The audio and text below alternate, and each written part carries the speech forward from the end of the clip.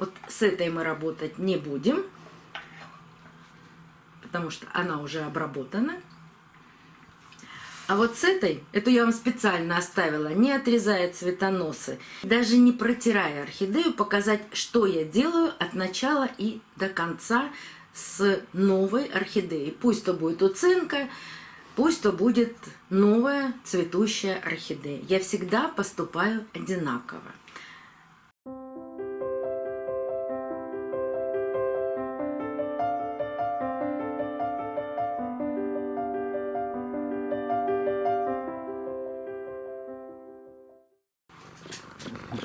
Кто-то сильно соскучился. По съемкам? Да. Ложись.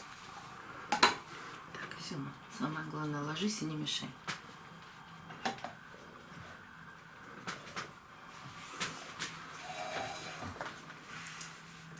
Добрый день, друзья.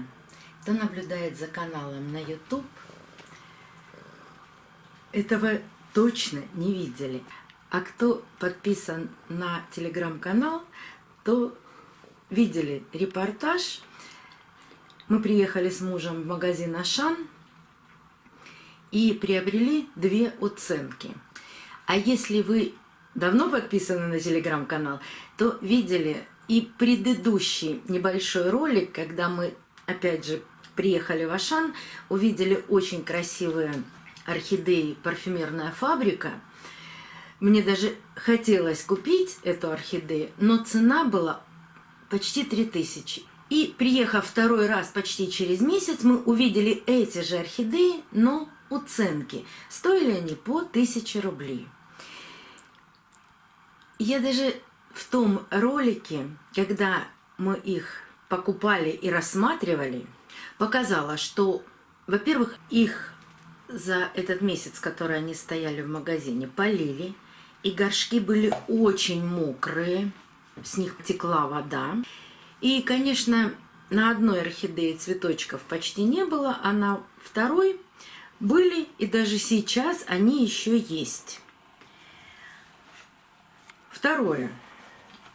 У одной орхидеи корни есть, у другой орхидеи корней почти нет, но, по крайней мере, в горшке, в видимой части, вот один корень, и здесь наверху тоже небольшое количество корней, совсем небольшое. И вот в таком состоянии я их приобрела. Состояние, конечно, не очень хорошее, но это фабрики. А работая с фабриками и имея таких орхидей, ну, порядка 6 штук, я еще и подарила несколько таких орхидей. У меня получается, что даже орхидея «Парфюмерная фабрика» погибает, но дает детку. И недавно я вам показывала, когда я отрезала верхнюю часть от «Парфюмерной фабрики» Сеншин, и она прекрасно растет. Покажу еще раз, не волнуйтесь. И дала 2 прекрасных деток. То есть с парфюмерными фабриками у меня все получается. Поэтому я и решила приобрести эти 2 орхидеи. И как кто-то написал, это будет новый проект по восстановлению этих орхидей. Да, может быть, это будет восстановление. А может быть, это будет просто терпение и дождаться, чтобы орхидеи начали выпускать корни, и тогда мы с вами сделаем пересадку. Но так как у меня одна из этих орхидей есть уже в коллекции, когда парфюмерная фабрика Сеншин восстановится, я ее обязательно подарю на своем канале, но это будет не раньше весны. Сегодня 10 октября. То есть эти орхидеи у меня находятся дома 12 дней. И за эти 12 дней я ни разу их не поливала. Ну, как я сказала, горшки были очень мокрые, вот 12 дней они просыхали. Многие спрашивают, а когда начинать поливать орхидею, которую недавно приобрели? Ну, вот простой пример. 12 дней. Вот сейчас мы с вами сделаем и полив орхидеи. Потеряли ли орхидеи тургор? Нет. Листья плотные, цветочки сброшенные, цветоносы засушила. Это большая вероятность, что даже приносишь орхидею после покупки домой с бутонами или с цветами, и они очень часто сбрасывают и цветы, и бутоны, но это стрессовое состояние у орхидеи. То есть перенести из одного помещения в другое для орхидеи это стресс, потому что меняется освещение, меняется температура, и очень часто орхидеи так делают. Я 3-4 раза в год показываю весь процесс, что я делаю с орхидеями после покупки. Вот с этой мы работать не будем, потому что она уже обработана. А вот с этой, эту я вам специально оставила, не отрезая цветоносы, даже не протирая орхидею, показать, что я делаю от начала и до конца с новой орхидеей. Пусть то будет уценка, пусть то будет новая цветущая орхидея. Я всегда поступаю одинаково. Первое. У меня есть микроскоп, который сейчас можно приобрести на Озоне и на Вайлдберрисе. Стоит он недорого. 60-кратное увеличение. И первое, что я делаю, я внимательно осматриваю листья. Есть вредители на орхидеях, которые вы можете увидеть невооруженным глазом. Это щитовки, мучнистые червецы. В первую очередь, они крупные и очень заметные. И щитовки и мучнистые червецы, если даже вы их вдруг не видите, они оставляют на листьях и с обратной стороны, и с лицевой стороны мелкие сладкие брызги. Вы их просто увидите, они будут блестеть. Здесь листики чистые, все листики чистые. То есть ни щитовок, ни мучнистых червецов явно нет. А вот трипс или клещ, их так просто не рассмотришь. Но трипса вы и в микроскоп не увидите, потому что он мелкий, юркий, и заметить его крайне сложно на орхидее. А клещи, их будет видно, и признак клеща, ну вот нет на них клеща, я и так вижу, но это, опять же, и с лицевой стороны, и с внутренней стороны серые вдавленные пятна, как будто лист серебристый становится, но они как в ямочках такие вот, они чуть-чуть вдавленные, они не круглые, они могут быть небольшого размера, сантиметр, чуть меньше, но будет видно, что это что-то вдавленное. Как можно определить без микроскопа? Взять ватный диск, влажный ватный диск, протереть лист и рассмотреть потом ватный диск. Если есть оранжевые вкрапления, то это точно клещ. Если у вас есть микроскоп, вы в микроскоп все посмотрите и заметите что-нибудь. Я ничего на этих орхидеях не обнаружила. На канале есть видео «Врага нужно знать в лицо». Ссылку на это видео оставлю в правом верхнем углу экрана.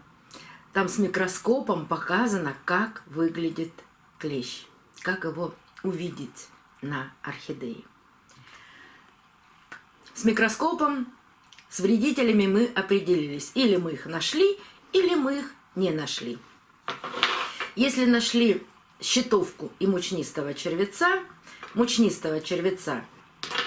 убираем пинцетом. Если вы его видите, прямо можете с листика собирать и опять же на влажный диск и раздавить. Если это щитовка, то ни в коем случае не отрывайте пинцетом. Берете опять влажный диск и снимаете щитовку, потому что под щитовкой находятся маленькие детки. И если вы снимете, они могут разбежаться, и вы их даже не заметите. Но если вы не обнаружили никаких вредителей, значит, что нам нужно первым делом сделать? Это протереть листья от пыли, Ну, или же, вдруг даже в микроскоп вы ничего не заметили. Или же убрать механическим способом каких-то вредителей. Но это первое, что мы будем делать. А если у вас есть уже засохшие цветоносы, убираете держатели для цветоносов и обрезаете сухие цветоносы.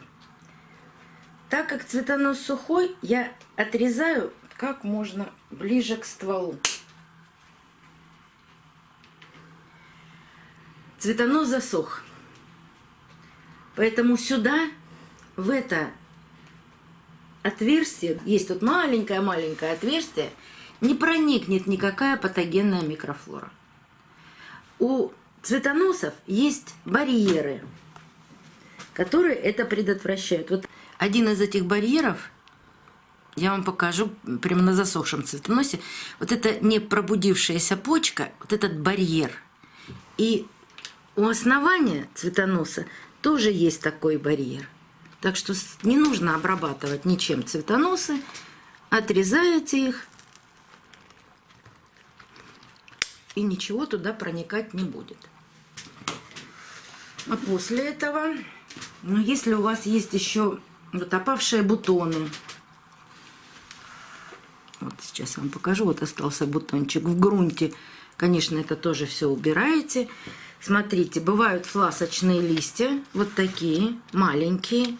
Вот этот листик уже сухой, его можно просто потянуть, и он оторвется. Он нам на данный момент совсем-совсем не нужен.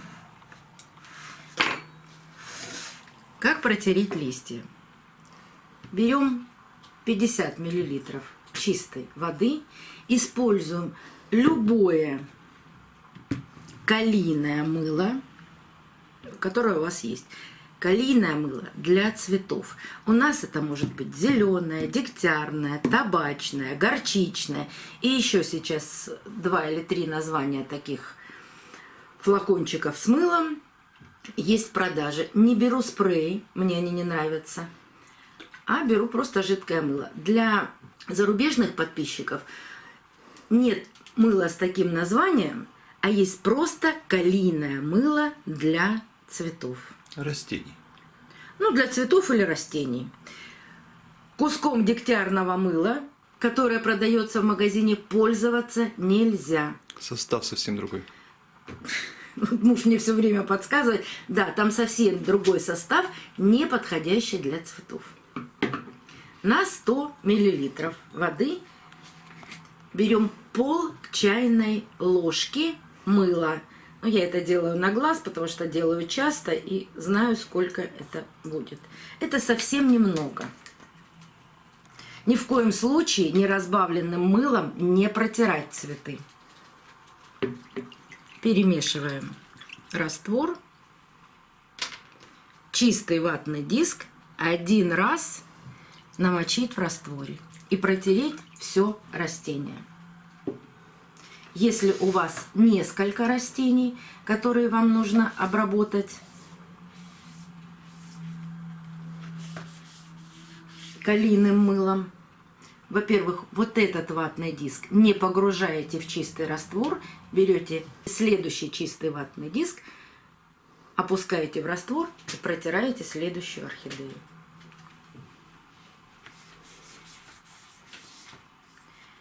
Листья протираем со всех сторон. Все листья.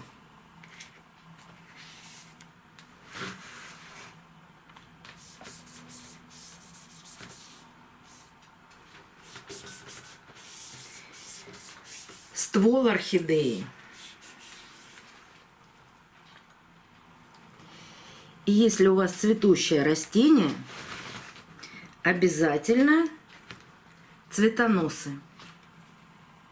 Если, опять же, цветущее растение и есть держатели для цветоноса, то в самом конце этим же ватным диском протираете, не доставая держатель из горшка, протираете этим же ватным диском. Они очень грязные, поэтому в самом-самом конце. И часто бывает вот такой белый налет на держателях. Вот его и нужно убирать. Это уже растет плесень. Ну, в такой влажности содержатся орхидеи, что плесень даже на неживых палочках появляется. Что дальше? Если вы обнаружили вредителей, то обязательно нужны обработки от вредителей. Я сейчас не буду рассказывать, потому что для клещей это одни препараты, для щитовок, мучнистых червецов и трипсов это другие препараты. Эти видео есть на канале, и мы постараемся оставить в правом верхнем углу ссылки на видео по обработке от разных вредителей. Тогда, если вы обнаружили вредителя, то нужно поливать орхидею не чистой водой, а растворами. Опять же, повторюсь, щитовка, мучнистый червец и трипс – это обязательная обработка корней. То есть надо напоить сухие корни растворами. Если это клещ, то это чаще всего опрыскивание. Меня недавно кто-то спрашивал, а как же опрыскать орхидею, ведь влага остается, раствор остается в пазухах листьев. Да, при каждой обработке приходится протирать точку роста и пазухи листьев. Работа сложная, но если у вас 1-2 орхидеи в обработке, это все будет сделать несложно. Не займет много времени. А если орхидея без вредителей, то что нам нужно сделать через такое длинное время, и когда высохли корни, нам ее нужно полить. Но у этой орхидеи я еще хочу отрезать сухие корни, которые я вижу в горшке. Ну, не в самом горшке, а на поверхности горшка. Вот такой сухой корень, он и сломанный. Он и дальше начал подсыхать. Надо найти вот эту грань, где он еще живой, вот толстая часть, а вот здесь он совсем-совсем высох. И вот в этой части я и обрежу этот корень. И вот здесь. Ну вот совершенно сухой корень, который точно орхидеи уже не нужен. Отрезаю ту часть, которая была видна из горшка. Еще один корень, который растет от шеи. Но я сейчас... вот смотрите. От шеи растет корень сухой. А вот здесь в горшке, вот в самом низу, он еще кажется живым и здоровым. Такой корень я не трогаю. А вот этот, который выглядывает из горшка, и вот видно его продолжение, его можно аккуратно вот так приподнять из горшка. Он весь сухой. И вот там, где я его вижу, вот эту часть сухую, можно его тоже обрезать. А кору положить назад в горшок. Ну, это если нужно. Если вам это не нужно, можно этого и не делать. Все. Привели орхидею в порядок. Посмотрим внизу. Здесь тоже есть сухой корень. Он совершенно сухой. Его можно надрезать и постараться вытянуть из горшка. Но вот корень-то я вытянула, а веломен там остался. Ничего страшного в этом нет. Пусть остается. При пересадке это все можно потом убрать. А теперь мы сделаем полив. Для этого у меня есть вот такая груша. Один из часто задаваемых вопросов: сколько воды нужно для такого полива? Я не считаю ни в миллилитрах, ни в граммах, никак такую воду. Набираю воду в грушу. У меня поддоны для орхидей. Сколько вмещает поддон воды, я не знаю. Но я поливаю орхидею по краю горшка до того, как наполнится поддон. Почему по краю? По краю? Да все очень просто. Все очень боятся торфяного стакана, который может находиться внутри орхидеи. Это не самое большое зло, торфяной стакан, но для новичков, особенно для новичков, такие страсти рассказывают всегда про эти торфяные стаканы, что желательно для того, чтобы этот торфяной стакан не оказался самой влажной частью внутри горшка, поливать орхидею по краю горшка. Еще один... Плейлист есть о торфяных стаканах. Да, я уже не знаю, поместятся ли ссылки в правом верхнем углу экрана, потому что на канале есть 2 орхидеи, которые я посадила с торфяными стаканами. Они себя прекрасно чувствуют, и я их поливаю даже замачиванием, и ничего с орхидеями плохого не происходит. Они цветут, растут, но для новичков, которых страшно пугают этими торфяными стаканами, лучше всего поливать по краю горшка и дать всей этой воде впитаться. Ну, самое лучшее время для полива – это утро. И до вечера эта вся вода обязательно впитается в грунт, в корни. Но если вы увидели, что корни не стали зелеными, хотя вот смотрите, прошло, секунды какие-то проходят, и вот живой корень, он очень быстро набирает в себя влагу, то есть веломен его пропускает. И корень напитается водой, а потом листики у него попросят этой влаги, и он ее отдаст.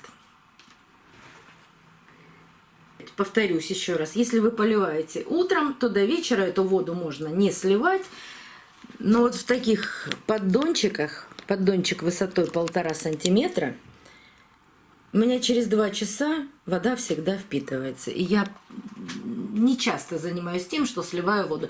Но если вы поставили орхидею в какой-то в глубокий поддон, и у вас даже за целый день вода это не впиталась, обязательно на ночь слейте эту воду. То есть орхидея взяла столько, сколько смогла. Но не надо вот такой поддон ставить, не надо в кастрюлю ставить. Потому что торфяной стакан, он сантиметров 5-6, он всегда находится где-то посередине горшка. Не ловите меня на слове, потому что иногда орхидеи вываливаются, торфяные стаканы видно, но когда орхидея посажена ровно, скорее всего, вот на этом расстоянии будет торфяной стакан внутри горшка. Так что вот выше, чем 3 сантиметра, никогда воду не наливайте. Ну, 1,5-2 сантиметра высоты поддона хватает для того, чтобы напоить орхидею. Когда же делать следующий полив орхидеи? Это вам подскажут корни орхидеи. Они должны стать серебристыми. Но как скоро это произойдет, это зависит от температуры в вашем помещении. И не задавайте мне вопросов. Когда мне поливать орхидею? Я поливаю каждую неделю или там каждые 10 дней. Нет другого ориентира, как корни орхидеи. Не нужно поливать по графику, нужно наблюдать за растениями. Подружитесь с орхидеями, и они вам будут все сами подсказывать. А вот когда делать пересадку, я вам, наверное, расскажу в следующем видео. Но после покупки и после того, как орхидея отцвела, но не дала новых корней, я никогда не делаю пересадки. Но это большая тема. И так как я буду об этих орхидеях рассказывать не один раз, и наверняка для них будет создан плейлист, то в следующий раз, может, еще не покажу, но хотя бы расскажу, когда же пересаживать орхидеи после покупки. До новых встреч, друзья! Увидимся на канале. Семочка. Сем, ты все проспал. Да нет, он внимательно слушал и даже мурчал.